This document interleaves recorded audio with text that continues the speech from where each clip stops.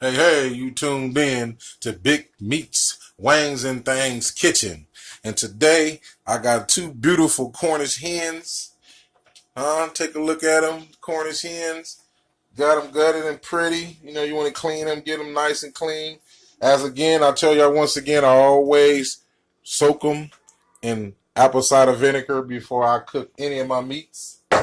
Trust me, it's a beautiful, beautiful flavor. Now, this is going to be a basic baking of the Cornish hens, and I'm just going to share one of my baking styles of dealing with Cornish hens. I'll show you many more.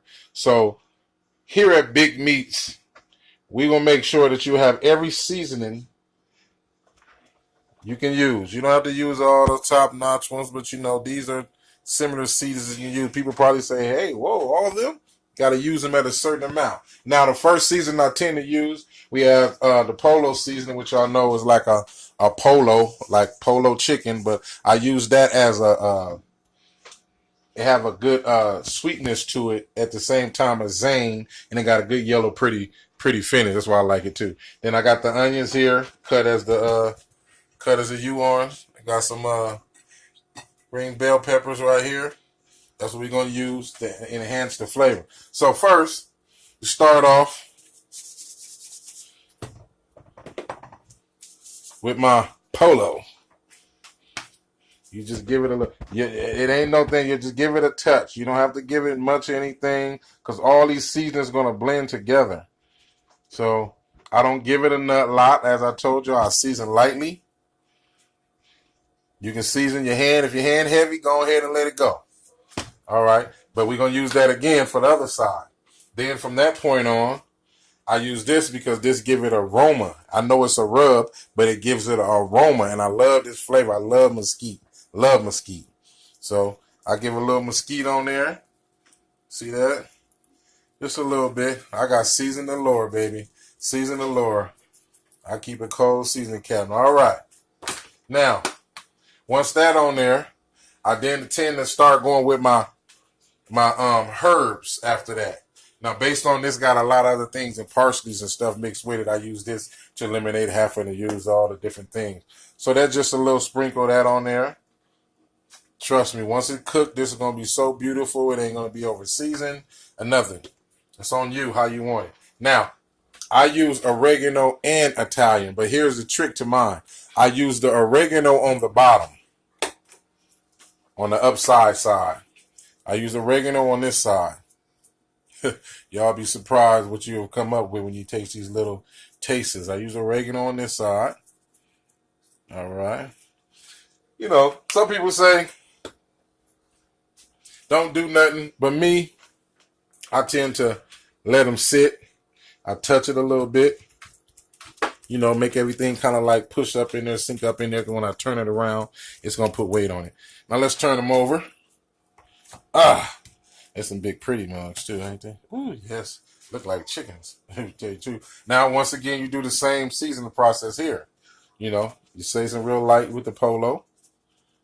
You know.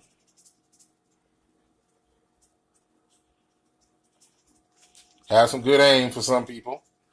Been doing it a long time, so I know I don't have. This is like kind of like the soul food. If you're a chef, you know how to cook. This is for anybody cooking. You ain't got to be nobody special to do that. Bam. Then I come back with my mesquite. Get a light run over that with that. That's going to give me that enhanced flavor like it's been on a grill, but because that's the flavor I'm asking for is the grill because I ain't using no grill today. All right. Now some people say, hey, what about on it only? Yes. You do this too. Get up in them little areas right there because you want every bite to be savory. You don't have to put the mesquite there because it's just basically there to enhance the flavor. So get up under them armpits. All right. Then people say, hey, what's that? What's that? What's that? Now, as I said before, my Italian seasoning on the top. Hey, I don't have one, but you know, I can do it without it. My Italian seasoning on the top. You don't want to put too much Italian seasonings and herbs on the top because they tend to burn.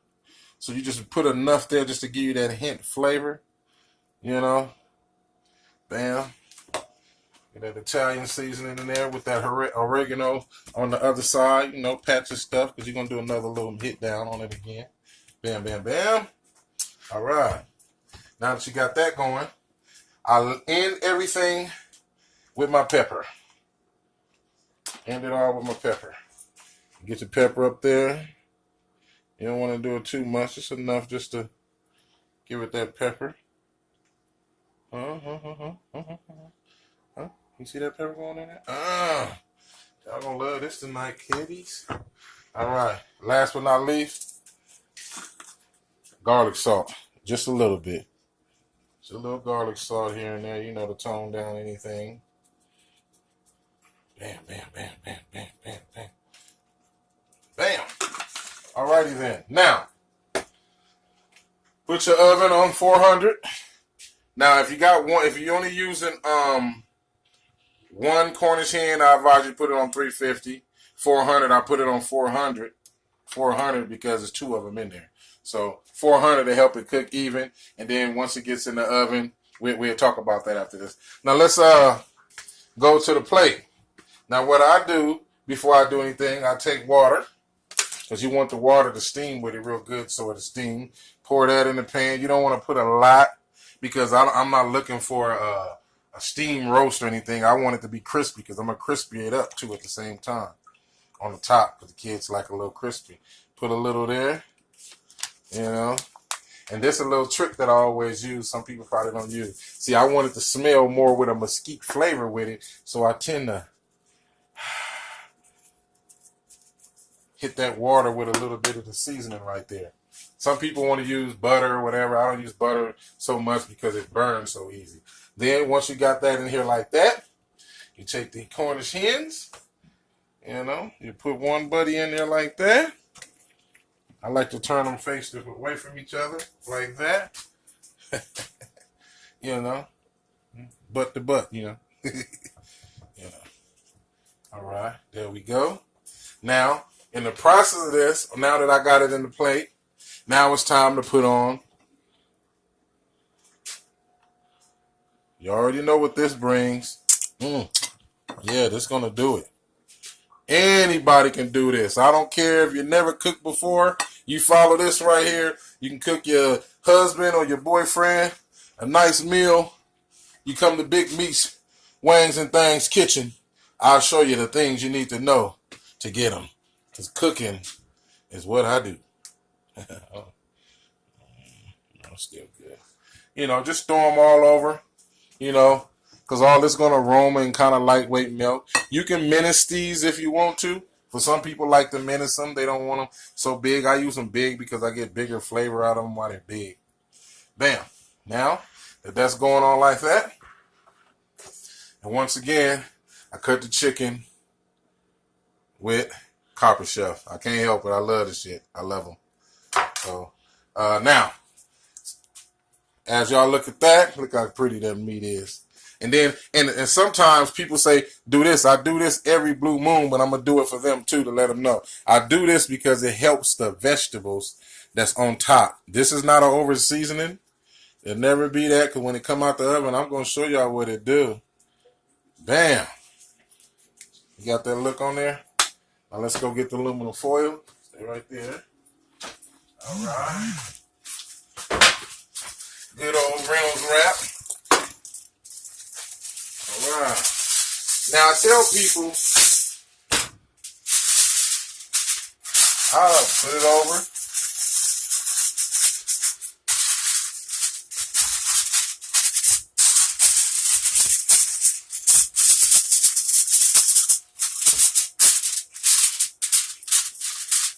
It's going to be nice and juicy. Now, put it in the oven.